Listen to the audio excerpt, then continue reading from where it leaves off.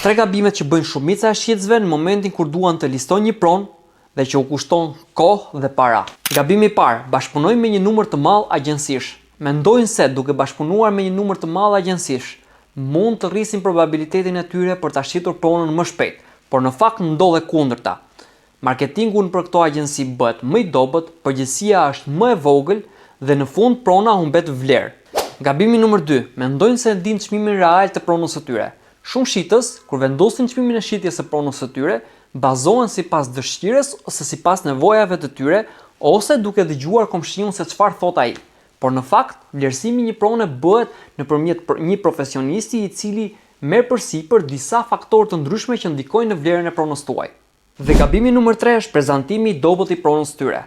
Foto shumë të këqija, dritë shumë e keqe dhe një apartament i papërgatitur.